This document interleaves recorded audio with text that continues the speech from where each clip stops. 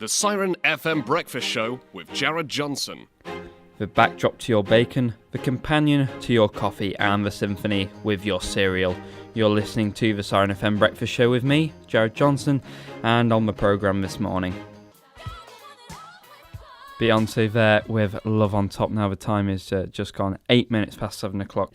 How are you feeling this morning? Cold, probably. Get wrapped up if you're heading outside at all this morning, as you'll realise the temperature has dropped quite a bit over the weekend. Anyway, hopefully bringing a bit of warmth through the radio this morning is myself and, of course, Michael Barwise. Good evening and welcome to City Vibe, your latest local news roundup for the week. I'm Jarrad Johnson.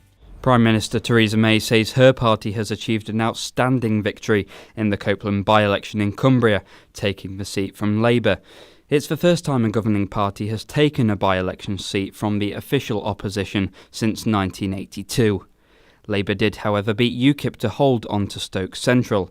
Leader Jeremy Corbyn's given his reaction to those results. It's a day for celebration in Stoke, it's a day of disappointment in Copeland. The success of a cycling scheme in Lincolnshire has led to an extension of sessions available. Lincolnshire Sports Cycle 60 have added 4 new rides to their timetable for 2017. Leicester City's caretaker manager Craig Shakespeare denies he'd fallen out with Claudio Ranieri before the Italian was sacked by the club. Ranieri's left 9 months after winning the Premier League title, with the side now battling against relegation. And the weather tonight, it'll be dry at first this evening. Cloud will increase with outbreaks of rain. It's becoming milder overnight as southwesterly winds strengthen, and a minimum temperature of 4 degrees Celsius. That's your latest news, sport and weather. So let's just take a step back and talk about why exactly this by-election is happening.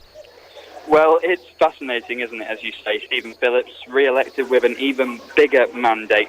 He was part of the Leave campaign in the EU referendum as well, which was, of course, the winning side. But then pretty much out of nowhere, Mr. Phillips handed in a resignation letter to Theresa May last month, saying that he had very significant policy differences with the current government. Dr. Johnson, any comment for Siren FM? I'm literally running out of the building now, chasing after Dr. Caroline Johnson, hoping for some comment from her on her victory. Any comments for your constituents? And that's it. And Dr. Caroline Johnson, without any word whatsoever to the media, has gone back into her car, whisked away by party activists. I've got Paul Nuttall, the UKIP leader, here. Now, just a final comment, if you will, on the candidate Victoria Ailing. She's been a member of the NEC before. She stood in parliamentary elections and by-elections. Do you have anything lined up for her in your leadership team? Let's see. I know she's called you weak in the past. Will that? what do you make of that? I'm far from weak. Okay, thank you very much, Paul. Thank you very much. Joining us now is our reporter Jarrad Johnson, who's been looking at this throughout the day.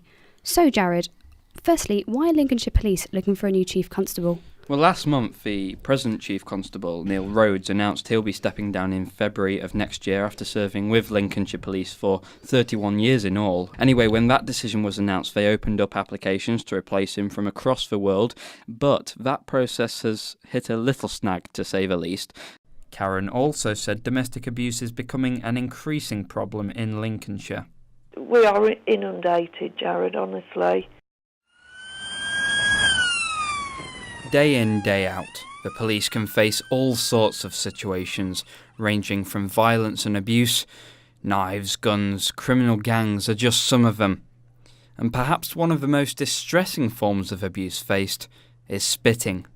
Not only because of the horrible nature of it, but also because of the risk of infection from viruses such as HIV. In Flanders fields the poppies blow, between the crosses row on row, that mark our place, and in the sky the larks still bravely singing fly, scarce heard amid the guns below. We are the dead, short days ago, we lived, felt dawn, saw sunset glow, loved and were loved, and now we lie in Flanders fields.